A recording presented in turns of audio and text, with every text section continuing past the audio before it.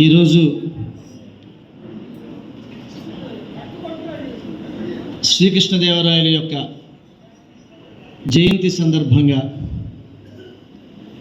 నన్ను గుర్తు చేసుకుని నన్ను వారి పేరు మీద ఒక పురస్కారాన్ని ఇచ్చి నన్ను స్వర్ణ కంకణ ధారుణ్ణి చేసినందుకు సరస్వతీ పుత్రులు నాద బ్రహ్మ శ్రీ బ్రహ్మానందరావు గారికి నేను మనస్ఫూర్తిగా కృతజ్ఞతలు తెలియజేసుకుంటున్నాను. మీరందరూ గట్టిగా చప్పట్లు కొట్టారు. మీరు ఎప్పుడు బహుశా విజయవాడలో మీరు ఎప్పుడు చూస్తుండి ఉండరు. ఇప్పుడే కాదు, నేను 15 సంవత్సరాల క్రితమే ఎప్పుడైతే 3వ గిన్నిస్ రికార్డు చేశానో ఆ తర్వాత ఎప్పుడూ జీవితంలో నేను ఎప్పుడూ సత్కారాలు సన్మానాలు చేయించుకోకూడదు అని అనుకున్నా. సుమారుగా బ్రహ్మానందరావు గారు ఒక 1.5 years నుంచి నా వెంటబడి శ్రీనివాస్ గారు నాకు ఈ 3 వ్యక్తులకి చేయాలనుకుంటున్నాను, మీరు ఇది యాక్సెప్ట్ చేయాలంటే నేను ఇవన్నీ ఒప్పుకోనండి అంటే ఏ హోటల్లో ఉంటే హోటల్కి వచ్చి ఆయన ఈ స్వర్ణ కంకణంతో కూడా వచ్చేసారు ఒకసారి. సార్ మీరు పెట్టుకుంటారా అంటే మీరు నో అంటే ఇప్పుడే పెట్టేస్తానని. లేదు సార్ నేను వస్తానండి కానీ ఇప్పుడు కాదు చెప్తాను అని అన్న. కానీ సాధ్యమైనంత వరకు ఎగ్గొట్టేద్దామనే ప్రయత్నం. తెలుగు మహాసభల్లో మంచి హడావిడిలో ఉన్నా ఆయన ఏదో ఫోన్లో మాట్లాడుతున్నారు, జనం అంతా ఉన్నారు. సడన్గా ఆయన ఓకే డన్ అయితే పెట్టేసుకుంటానంటే ఏదో అంటున్నారు. ఆయన నాకు టెన్షను. ఒక పక్క మారిషస్ ప్రధానమంత్రి ప్రెసిడెంట్ గారు వస్తున్నారు, సీఎం గారు వస్తున్నారు, గవర్నర్లు వస్తున్నారు, హడావుడిగా ఉంది. ఆయన సార్ తెలుగు మహాసభలు అయిపోయిన తర్వాత ధన్యవాదాలండి, నేను 16వ తారీఖు నాడు పూర్ణానంద హాల్ బుక్ చేసుకున్నాను, నేను ఇదిగో రెడీ అయిపోయాను అన్నారు. నేను మళ్ళీ కంగారు వచ్చింది నాకు. వెంటనే చిట్టిబాబు గారిని బ్రహ్మానందరావు గారిని మళ్ళీ డివి మేనర్ హోటల్ పిలిపించి మా చెలపాటి వెంకటేశ్వర గారు ఉన్నారా, వెళ్ళిపోయారా ఓకే, చెలపాటి వెంకటేశ్వర గారు ఉన్నారు. ఆ రోజు కాఫీ ఇచ్చి సార్ ఇది మానేయండి, కంకణాలు ఏంటి ఇవన్నీను, నాకు స్వర్ణ కంకణం కన్నా స్వర కంకణం ఉంటే చాలండి అన్న. ఇది ఉంది చాలు మనకి. నేను చూడని కంకణాలు కాదు, చాలా ఎన్నో సత్కారాలు సన్మానాలు పొందాను. ఇవన్నీ ఇప్పుడు అనవసరం, ఇప్పుడు దేని మీద నాకు దృష్టి లేదు. కానీ ఇది ఇచ్చింది ఒక మహానుభావుడు. ఇవాళ మంగళంపల్లి బాలమురళీకృష్ణ గారి గురించి మనం ఎంత గొప్పగా చెప్పుకుంటామో అంత గొప్ప సంగీత విద్వాంసుడు మా బ్రహ్మానందరావు గారు. 83 ఏట శ్రీనివాస గారు నేను ఎన్నాళ్ళు ఉంటానో తెలీదు, కానీ మీకు స్వర్ణ కంకణం వేయకుండా వెళ్ళిపోతానేమో నేను అని నన్ను కరెక్ట్గా చెప్పాలంటే ప్రేమించి కాదు బహుశా వేధించారు. ఆయన వేధించడమే. నేను అంత మహానుభావుడు, ఈ మామూలు వ్యక్తి కాదు ఆయన. విజయనగరం లాంటి ఒక సంగీత కళాశాలకి, రాజమండ్రి సంగీత కళాశాలకి, విజయవాడ సంగీత కళాశాలకి ప్రిన్సిపాల్గా పనిచేసిన వ్యక్తి, ఎన్నో రాగాలు పైన ఎంతో గొప్ప జ్ఞానం కలిగినటువంటి వ్యక్తి. ఎవరు అంటే ఏ బిజినెస్ పీపుల్ అంటే నేను ఒప్పుకునేవాడిని కాదు.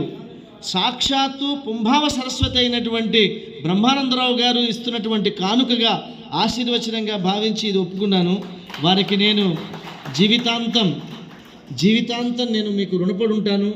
నేను చేస్తున్నటువంటి తెలుగు భాష సేవ అంటే పెద్దగా ఏమీ చేయలేదు, తెలుగు మహాసభలు పెడుతున్నాం అంతేగాని ఇదేమీ పెద్ద తెలుగును వెలిగించే పని నేనేం చేయడం లేదు.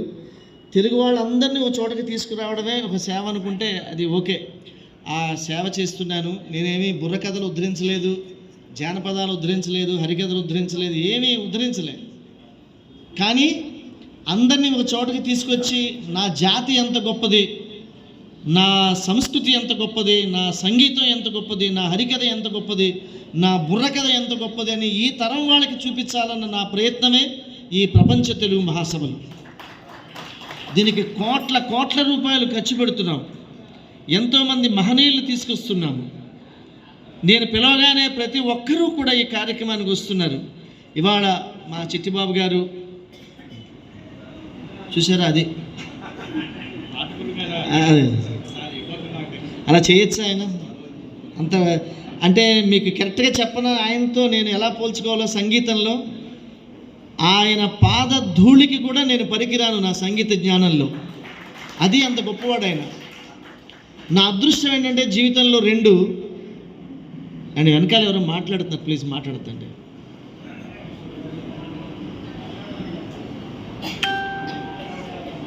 డాక్టర్ సి నారాయణ రెడ్డి గారు లాంటి ఒక జ్ఞానపీఠ మహాకవి నన్ను తన మానసపుత్రుడు అన్నాడు. అంతకన్నా నాకు ఏం గౌరవం ఉంటుంది? ఈ బ్రహ్మానందరావు గారు ఎవరినైతే పూజిస్తారో, మంగళపల్లి బాలమురళీకృష్ణ గారు, ఆయన ఒక టీవీ ఇంటర్వ్యూలో నీకు నచ్చిన గాయకుడు ఎవరు, నీ అభిమాని, నీ అభిమాన గాయకుడు ఎవరు అని అంటే లైవ్ టెలికాస్ట్లో గజల్ శ్రీనివాస్ అని చెప్పాడు మంగళపల్లి బాలమురళీకృష్ణ గారు. ఆయన ఆ ఆశీర్వచనానికి గుర్తుగా, బహుమతిగా, కృతజ్ఞతగా వారు ఎక్కడైతే పుట్టారో శంకరగుప్తంలో వారి విగ్రహాన్ని అక్కడ ఏర్పాటు చేసి నా కృతజ్ఞతను నేను తెలియజేసుకున్నాను. మహనీయుడు, అటువంటి మహనీయుడు యొక్క పరంపరలో ఉన్నటువంటి మా బ్రహ్మానందరావు గారు ఇవాళ వారి గురువు గారు పేరు మీద ఒక సంస్థను స్థాపించి నన్ను గౌరవించడం, దానికి గుమ్మడి గోపాలకృష్ణ గారు లాంటి ఒక గొప్ప గాయకుడు, ఒక పౌరాణిక నాటక రంగానికి ఒక గ్రామరు తెచ్చినటువంటి వ్యక్తి. అలాగే ఇక్కడ ఆంధ్ర భోజుడు, విజయవాడ ఈ విజయదుర్గానికి భోజుడైనటువంటి గోళ్ళ నారాయణరావు గారు ఈ సభలో అధ్యక్షత వహించటం.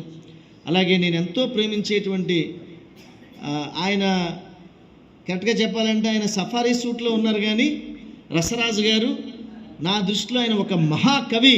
రసరాజు గారు ఒక మహాకవి. మీరు తెలుగు మహాసభల్లో మీరు చూసుంటే తెలుగు తరుణం కానీ క్షేత్రదర్శిని డ్యాన్స్ బ్యాలేలు చూస్తుంటే ఆయన ఎంత గొప్ప కవో మీకు అర్థమయ్యేది. అతి త్వరలో ఆ 2 బ్యాలేలు కూడా విజయవాడలో ప్రదర్శన చేస్తామని మీకు మనవి చేస్తూ, ఈ కార్యక్రమానికి నాకు పితృ సమానులు, నేను ఏ సినిమాల్లో అంటే జంజాల గారు నన్ను సినిమా హీరోని చేసినటువంటి వ్యక్తి, వారి సమకాలీకులు ఎంసి దాస్ గారు ఫోన్ చేస్తే దాసోహం అంట అంతే. ఆయన దీర్ఘాయుష్మాన్ భవాని, మంచి కొంగర జగే కన్నా భీకరమైనటువంటి గొంతుతోటి ఆయన ఆశీర్వదిస్తారు. అంటే మా ప్రేమ ఎలా చెప్పాలి ఎంసి దాస్ గారిది అంటే అది వాత్సల్యభరితమైనటువంటి ప్రేమ. ఆ వాత్సల్యం అంటే ఎంతమంది తెలుసు? ఇక్కడ అర్థం ఎవరికైనా తెలుసా? వాత్సల్యం అంటే, వాత్సల్యం అనే పదం చాలా ఈజీగా వాడేస్తాం కదా, దాని అర్థం ఎవరికైనా తెలుసా? నేను చెప్పనా? ఇది నేను ఎవరన్నా అబ్బా ఎంత నేనంటే చాలా వాత్సల్యం అండి అంటారు, అదేదో బాగుంది కదా అని వర్డ్ వాడేస్తారు. కానీ వాత్సల్యము అంటే ఆవు తన బిడ్డని, పెయ్యని, దూడని ప్రసవించి భూమి మీద పడేసిన వెంటనే తన నాల్కతోటి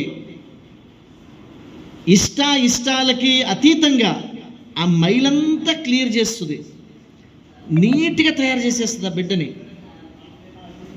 అంటే అక్కడ అసహ్యం లేదు, ఏమీ లేదు, ఒక ఆనందంతో చేసేటువంటి ఒక చర్య.